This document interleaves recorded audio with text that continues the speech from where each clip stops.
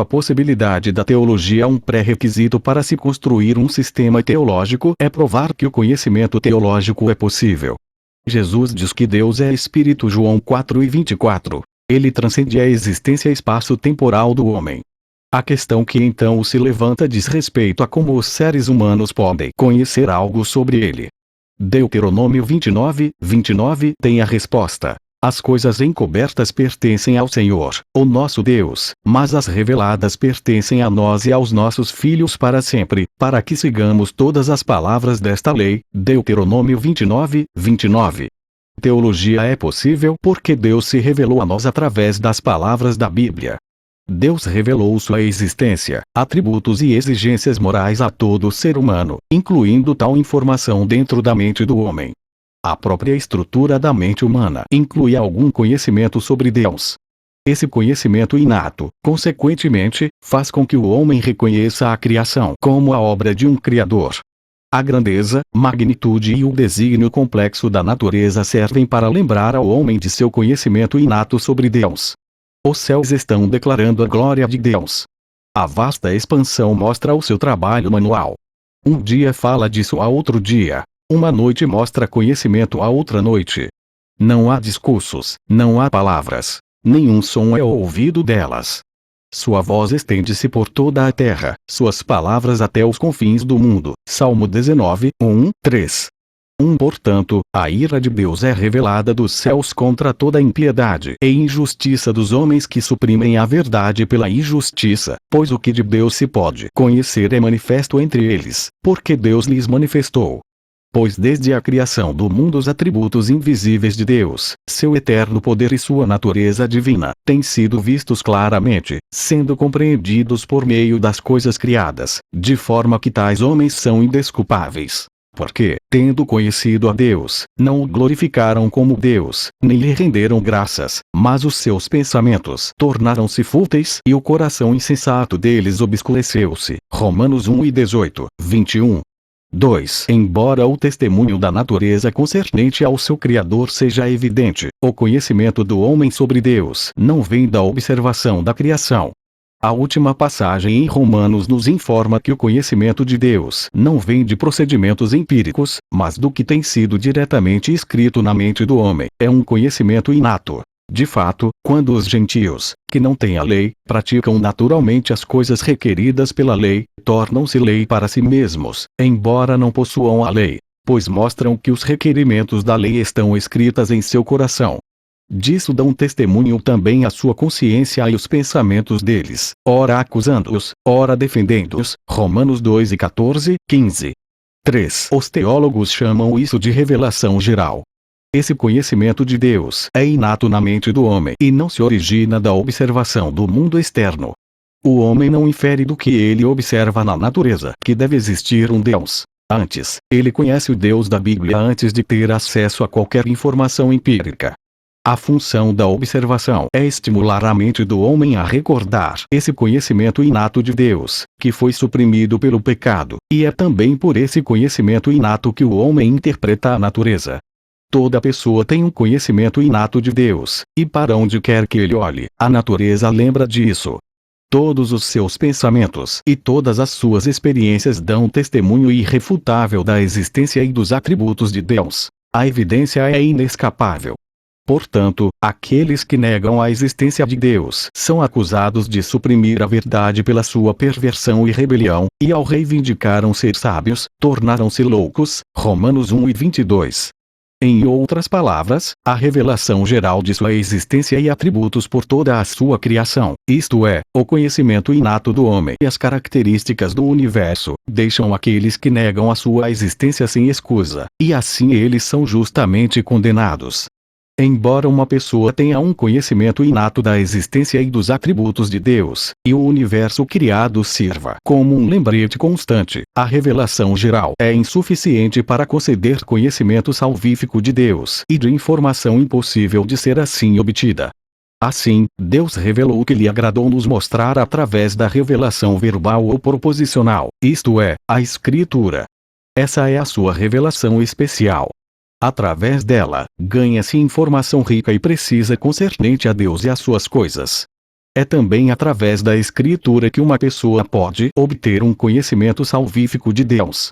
Uma pessoa que estuda e obedece à Escritura ganha salvação em Cristo. Quanto a você, porém, permaneça nas coisas que aprendeu e das quais tem convicção, pois você sabe de quem o aprendeu.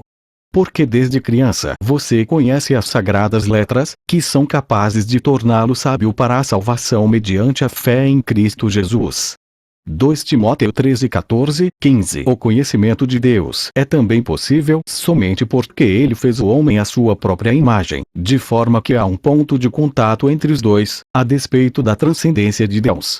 Animais ou objetos inanimados não podem conhecer a Deus como o homem, mesmo se lhes fosse dada a sua revelação verbal. Deus preferiu nos revelar informação através da Bíblia, em palavras, ao invés de imagens ou experiências. A comunicação verbal tem a vantagem de ser precisa e acurada, quando propriamente feita.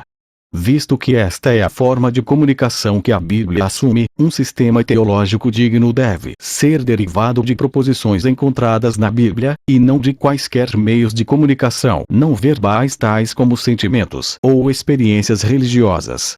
Ora, todo sistema de pensamento parte de um princípio primeiro, e usa o raciocínio dedutivo ou indutivo, ou ambos, para derivar o restante do sistema.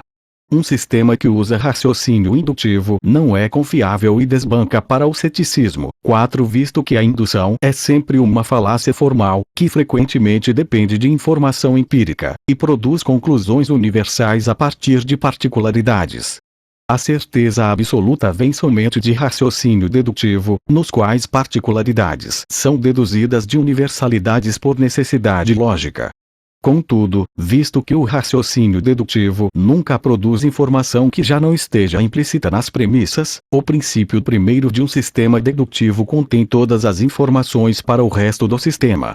Isto significa que um princípio primeiro, por demais estrito, não conseguirá produzir um número suficiente de proposições para providenciar aos seus partidários uma quantidade significativa de conhecimento. Assim, indução e princípio primeiro inadequados tornam ambos impossível o conhecimento. Mesmo que um primeiro princípio pareça ser amplo o suficiente, devemos providenciar justificativa para afirmá-lo. Sua justificação não pode vir de uma autoridade ou princípio mais altos, porque então ele não seria o primeiro princípio ou a autoridade última dentro do sistema. Uma autoridade ou princípio menor dentro de um sistema não pode verificar o primeiro princípio, visto que é deste próprio princípio primeiro que esta autoridade ou princípio menor depende. Portanto, um primeiro princípio de um sistema de pensamento deve ser auto-autenticador, ele deve provar a si mesmo verdadeiro. A autoridade última dentro do sistema cristão é a Escritura. Portanto, nosso princípio primeiro é a infalibilidade bíblica, ou a proposição, a Bíblia é a palavra de Deus. Embora haja argumentos convincentes para apoiar um tal princípio mesmo se alguém fosse empregar métodos empíricos, de forma que nenhum incrédulo poderia refutá-los, o cristão deve considerá-los como inconclusivos, visto não serem os métodos empíricos confiáveis. 5 Além do mais, se fôssemos depender da ciência ou de outros procedimentos empíricos para verificar a verdade das Escrituras, estes testes permaneceriam então como juízes sobre a própria palavra de Deus, e assim, a Escritura não mais seria a autoridade última em nosso sistema. 6 Como Hebreus 6:13 diz, quando Deus fez a sua promessa a Abraão, por não haver ninguém superior por quem jurar, jurou por si mesmo. Visto que Deus possui autoridade última, não há nenhuma autoridade maior pela qual alguém possa pronunciar a Escritura como infalível. Entretanto, nem todo sistema que reivindica a autoridade divina tem dentro do seu princípio primeiro o conteúdo para provar a si mesmo. Um texto sagrado pode contradizer a si mesmo, e auto-se destruir. Outro pode admitir a dependência da Bíblia cristã, mas por outro lado, essa condena todas as outras alegadas revelações. Ora, se a Bíblia é verdadeira, e ela reivindica a exclusividade, então todos os outros sistemas de pensamento devem ser falsos. Portanto, se alguém afirma uma cosmovisão não cristã, ele tem de, ao mesmo tempo, rejeitar a Bíblia. Isto gera um confronto entre as duas cosmovisões. Quando isto acontece, o cristão pode estar confiante que seu sistema de pensamento é impenetrável aos ataques alheios, e que o próprio sistema bíblico fornece o conteúdo para tanto defender como atacar em tais embates. O cristão pode destruir a cosmovisão de seus oponentes questionando o princípio primeiro e as proposições subsidiárias do sistema. O princípio primeiro do sistema se contradiz. Ele falha em satisfazer aos seus próprios requerimentos. 7. O sistema se desmorona por causa de problemas fatais de empirismo e indução. As proposições subsidiárias contradizem uma a outra.